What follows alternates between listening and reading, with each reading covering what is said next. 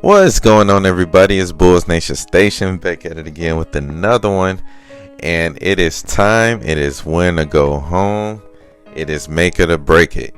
This is that time of the year where you made it through the regular season. You finally advance if you're lucky enough to get into the postseason. And the first part of postseason begins with the play-in tournament. And as you guys know how the play-in tournament goes, is win or go home.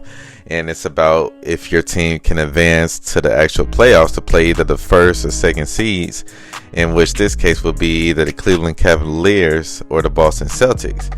Well, in the Bulls case, the only route would be towards the Boston Celtics if they were able to make it into the playoffs.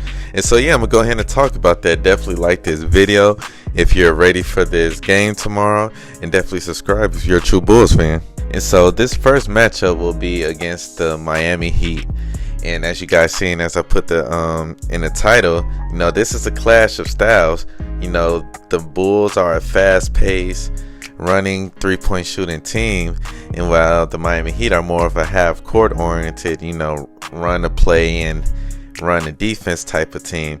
And so it's going to be fun to watch because it's not the same type of team. I feel like it's just going to be interesting. Even though we beat them 3 times in the regular season, you cannot count them out when it comes to the postseason, because Eric Spoelstra and that whole coaching staff, they always have tricks up their sleeve. They always. And best believe they're going to come up with a routine or something to try to lure the Bulls in and catch the Bulls off guard, which will probably help them, give them a chance to win. So the Bulls have to be prepared. Me, honestly, I don't know if the lineups have been announced at this point in time, but I honestly feel like the Heat might make a lineup change. Honestly, they might actually take out Queerware and start Bam Adebayo. I don't know. I'm not 100% sure. Don't quote me on it. But yeah, they're going to come up with a scheme for sure. I feel like in these past years where the Bulls were eliminated by the Heat in the play-in, the type of team we had, the way we played kind of fit right into their trap. We were more half-court oriented. We wasn't as fast as a team. And honestly, a lot of our offense was really predictable. And so the Heat were able to figure us out pretty well, with the DeRozan-led offense. And we didn't really have that much variation as to, what we needed to do to beat them. I feel like this year, with the more ball handlers we have in our lineup, especially in the starting lineup, the way we can attack from so many different ways, I feel like that's going to be, executed towards our benefit.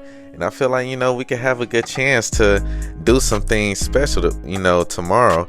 And I'm excited to see that. The Heat, they definitely wants to take Kobe White out of whack, out of sorts. And as you guys seen the last couple times we played them, that's what they tried to do.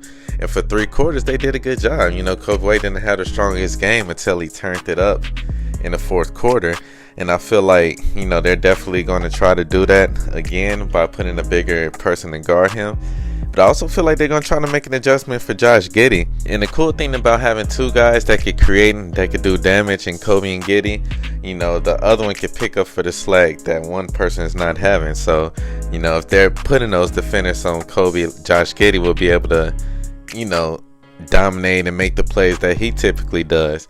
And another good thing about Josh Giddey is the way that he plays. He doesn't need to score the ball to be effective. So, with him at the helm, it would be great because he could create passes, he could create assists, he could still rebound. It's all about energy and hustle and willing to push yourself, to do what you got to do to win. And I'm excited to see that. The question I have with Josh Giddey is honestly his wrist. The coach has been talking about it. He says he pretty much assumes Giddey will play, but it's about being tough and playing through that injury. And I know Josh Giddey definitely had some time off, definitely had time to rehab it, but hopefully he has everything loose and he's not rusty when he comes back, and he could be able to hit his shots and spread the floor, because we're definitely going to need that. He did post a triple-double against the Heat while he was still battling that wrist injury, so that's awesome to see. And yeah, we're definitely going to need that for sure. Kobe White, I feel like he's going to be excited. He's going to be pumped by the crowd. It's awesome to see us have this playing game against the Heat in Chicago for once, because all the times we lost was in Miami. But I definitely expect him to be aggressive. Hopefully, he expects what the Miami Heat are trying to do as far as trap him, as far as putting bigger defenders on him and cutting off his driving lanes. But with those two guys being the focus of what they're trying to do defensively, we need guys like Vucevic to make plays, Kevin Huerter to make plays, and that's what's making this offense so dynamic, because you have so many different ball handlers and you have guys that can make plays. I feel like 1 through 5, all of those guys on the floor can make plays and can create plays, and that's why the Bulls have been winning, because they're starting to realize that. Whether you pass it into Vooch and he makes the right pass, whether you pass it to Kevin Huerter and he's been doing a little ball handling and he can shoot, he can spread the floor and he can knock down a 3. And Modest Buzelis, he's that wild card. He's that athletic young guy that can dunk, that can block shots. So the dynamic is coming together. It's really about the Bulls playing their best, not laying out a dud really against the Heat, because I do feel like the Bulls are a better team, and I feel like if the Bulls do that, they should have a really good chance to win. On the Miami Heat's end, it would take Tyler Hero to go dynamic, for him to score 30 plus. It would take him and Bam to score a lot of points, and then it would take one of those other guys to really have a good game for Miami to win and for them to go nuclear from the 3.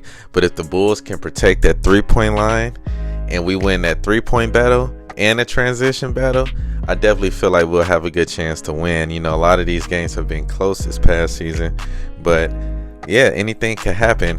And this time, they always say third time is a charm, and so hopefully this will be the time for the Bulls to finally advance. And me personally, shout out to the Hawks and shout out to the Magics, but I feel like Miami Heat will pose the greater challenge out of the 3, because just what they're known for doing, that system, that coach, and the experience that they have, I feel like it's going to be a tough task for the Bulls. I'm not going to hold you. And yeah, we have to look at this like a game 7. We have to take this serious. We need the guys coming off the bench, the Dalen Terrys of the world, the Patrick Williams. We need all those guys to come in and give us great energy and hustle, because we need that bench to provide also when you're in, and we don't need a drop off. We're going to have the crowd intact. It's going to be a very hype game, so hopefully the Bulls can do what they have to do. But yeah, it's going to be a clash of styles. I know you guys are excited. I'm excited also. We're definitely going to cover this game after, and I'm going to post a video tomorrow before the game. But yeah, I'm going to holler at you guys later. Comment down below and let me know what you guys expect, as far as this game. Who do you guys think will be the X factor for this game? And I'm going to holler at you guys later. I'm out.